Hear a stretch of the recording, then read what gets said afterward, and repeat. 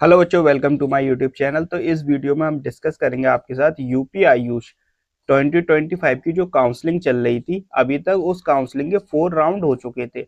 अब जो राउंड है वो स्ट्रे राउंड 5 का स्केड्यूल रिलीज हो चुका है। यानी कि अगर आपने अभी तक इसमें पार्टिसिपेट नहीं किया था या आपको सीट अलॉट नहीं हुई थी और आप पार्टिसिपेट कर चुके थे राउंड 4 तक, तो अब आप राउंड 5 की भी काउंसलिंग कर सकते हैं। ठीक है, तो उसका स्केड्यूल रिलीज हो गया, तो इसके बारे में हम डिस्कस करते हैं कि कैसे कैसे डेट है। मैं आपको एक चीज और क्लियर कर दूं, जैसे आयुष कोर्सेज वो कोर्सेज होते हैं जिससे आप होम्योपैथी, यूनानी, आयुर्वेद के डॉक्टर बनते हैं। BAMS, BUMS, BHMS के आप डॉक्टर्स बनते हैं।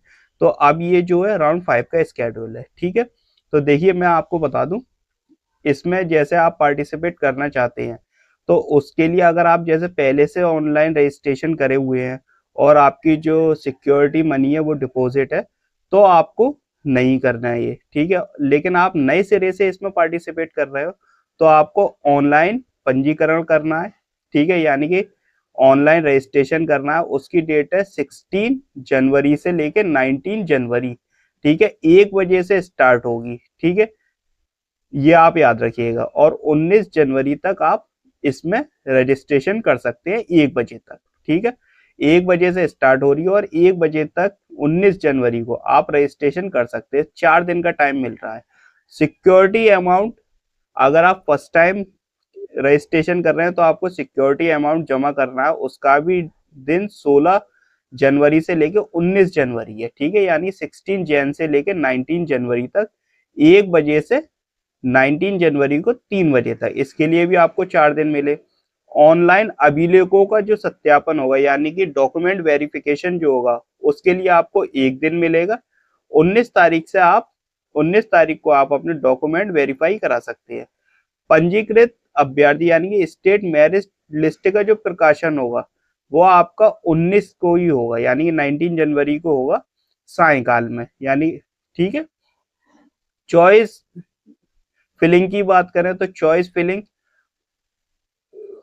भरने एवं सीट लॉक करने की तिथि, चॉइस फिलिंग और लॉकिंग की जो आपकी डेट है वो है आपकी 19 से लेके 20 तक। ठीक है, 4 बजे तक। 19 जनवरी से लेके 20 जनवरी तक शाम 4 बजे तक। ठीक है, 2 दिन का टाइम है। अब जो सीट आपको अलॉट होगी और इसकी जो लिस्ट आएगी तो वो आपकी 20 जनवरी को आएगी 6 बजे तक। ओके, नोडल सेंटर है पर अभ्यर्थियों के जो आपको नोडल सेंटर पे जाना होगा, जैसे ही आपका रिजल्ट आ गया और आपको कौन सी सीट मिली है तो नोडल सेंटर पे जाने के लिए आपको सिर्फ 1 दिन का टाइम मिलेगा। अब नोडल सेंटर जो है वो मैं आपको बताता हूँ, लखनऊ वाला है। आप कहीं के भी स्टूडेंट हो, यूपी के अंदर आप कहीं के भी हो, आपको अगर सीट अलॉट हुई हो तो 1 दिन के अंदर आपको यहाँ पहुंचना है। 20 तारीख को आपने देख ली 6 बजे तक कि भाई रिजल्ट हमारा क्या आया। 21 तारीख तक आपको यहाँ पहुंचना है 1 दिन के अंदर। ठीक है, यहाँ पे आपका वेरिफिकेशन होगा डॉक्यूमेंट का। अब जो डाउनलोड करने एवं आवंटित संस्था में प्रवेश की अंतिम तिथि, यानी कि जैसे आपका वो अलॉटमेंट लेटर डाउनलोड कर लिया आपने, फिर उसके बाद आपको उस कॉलेज जाना है जहां पर आपको एडमिशन लेना है, तो उसके लिए आपको 3 दिन मिल रहे हैं। यानी कि 21 जनवरी से लेकर 23 जनवरी तक 3 बजे तक आपको उस कॉलेज पहुंचना है। ठीक है, तो ये सारी डेट आप ध्यान रखिएगा कि कैसे कैसे क्या हो रहा है। एक बार वीडियो पॉज कर कर आप अपने देख लीजिएगा। ठीक है, अच्छी तरह पढ़ लीजिएगा।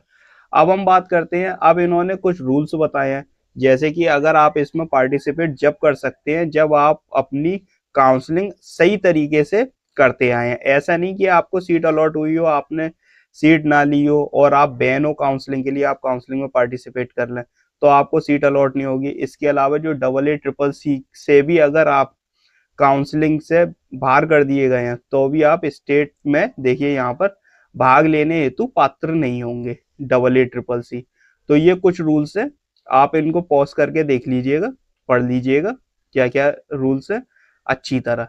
उसके बाद ही आप काउंसलिंग में पार्टिसिपेट कीजिएगा। ऐसा ना हो कि आप काउंसलिंग में पार्टिसिपेट करें, आपके पैसे भी बर्बाद चले जाएं और आपको सीट भी ना अलॉट हो क्योंकि आप पहले से ही बैन हो या आपने प्रॉपर तरीके से जो इससे पहले काउंसलिंग हुई हो वो उसके रूल फॉलो ना किए हो। ठीक है, तो कोई भी आप काउंसलिंग करने से पहले एक बार अपना रिकॉर्ड देख लीजिएगा कि आपने कहीं कोई मिस्टेक तो नहीं की।